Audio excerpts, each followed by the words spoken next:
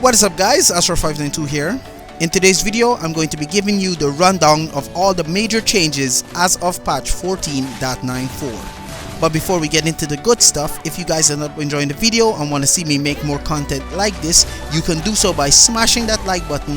Let's see if we could get 300 likes guys.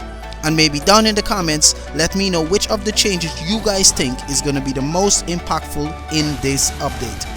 Alright guys, with everything being said, let's hop right into the video. Starting things off, we're going to be introducing the new hero, Khalid, a swift and dauntless fighter who battles with the aid of sand. Khalid is going to be available from August the 6th, but his pre-sale begins from July 31st, so recharge your account and get your diamonds ready because he looks awesome and I'm sure he's going to be a lot of fun to play. Next up, we have the skins. Let's take a look at some of the new skins that are going to be coming this patch. These include Badass Roller Basha, which is going to be available on July the 14th for $5.99. Nightshade Ling, which is going to be available on July the 17th for $8.99. Nana and Angela also got some new skins, Sundress Nana and Summer Vibes Angela, which are both going to be available on July the 21st for the low price of $7.49. Also, the KOF skin line will be returning for a 30-day period where you can win skins from the above said skin line. These include Iori, Leona, Kay, and Cooler. Alright guys, now it's time to get into the really fun stuff. Hero adjustments. Starting things off, we have Veil. Veil has gotten some major buffs this update. The base damage on his first skill, Wind Blade, has been increased. The slow and control of his second skill, Wind Blow, has also increased. And the base damage of his ultimate has also been increased. So expect to see a lot of Veil in the upcoming matchmaking guys.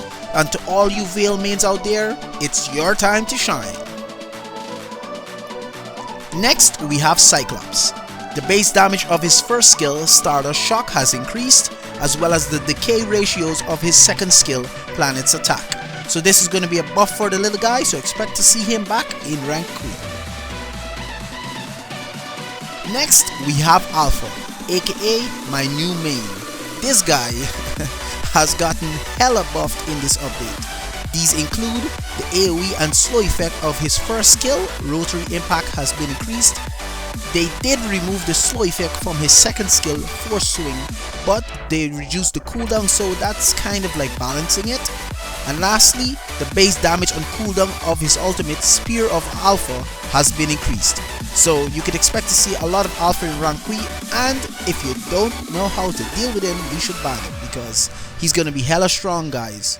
And you should definitely pick him up if you want to earn some free stars. Next we have Yu Zhong. They did nerf his passive in terms of the movement speed and the HP regen that you get from proccing it. This will affect his mobility and sustain in small skirmishes and teamfights, but I don't think this should be a big enough nerf to keep the Dragon Lord down. He should still be a monster and a viable pick for the side lanes. Next we have Kaja. The base damage, cooldown, and mana cost of his first skill, Ring of Order, has been reduced. The range of his ultimate, Divine's Judgment, has also been reduced, and his passive got adjusted. So overall, this is gonna be a nerf for our winged friend. But to be honest, he's quite annoying to us marksman mains, so this is a thumbs up from me to Moonton. Sucks to be you guys, Kaja mains. Next, we have Granger. They adjusted the base damage and physical attack bonuses you get on your first skill, Rhapsody, and your ultimate, Death Sonata. They did increase the extra damage for your next two basic attacks on his second skill, Rondo. Overall, this is going to be a nerf for one of the coolest characters in the game. Claude has gotten a small nerf as well, whereas the attack and movement speed gains of his first skill, Art of Thievery, has been decreased. Next we have Kimmy. The physical and magic power bonuses has been adjusted on her first skill, Energy Transformation. The movement speed reduction will restore faster now upon leaving the area of effect of her second skill, Chemical Refinement, And lastly, the cooldown on her ultimate maximum charge has been increased. Next we have Kufra. The base damage and damage bonuses has been adjusted on his first skill, Tyrant's Revenge, as well as the damage bonus, physical and magical defense gains of his second skill, Bouncing Ball. This is kind of a nerf to his early game potentials, but his mid to late game effectiveness should be the same as it has always been. Next we have Gatot Kaka. The base damage over time has been adjusted on his first skill, Last Iron Fist. Unbreakable has been optimized, so now he can pass through his block more precisely. And for his passive Steel Bones, the damage of his enhanced basic attack now scales less with his levels, but he now restores HP based on rage consumption. Next, we have one of my personal favorites, Balmond. The base damage and physical attack bonuses has been increased on his second skill, Cyclone Sweep. They also optimized this skill so that now only the physical attack bonus damage does critical damage. Lastly, the cooldown on his ultimate lethal counter has been reduced. Overall, this is going to be a buff for one of the manliest characters in the game. I'm going to definitely be playing a lot of Balmond in solo queue. Next, we have Hilda. A few of Hilda's bugs have been fixed, whereas the enhanced basic attack on her first skill, Combat Ritual, wasn't applying attack effects.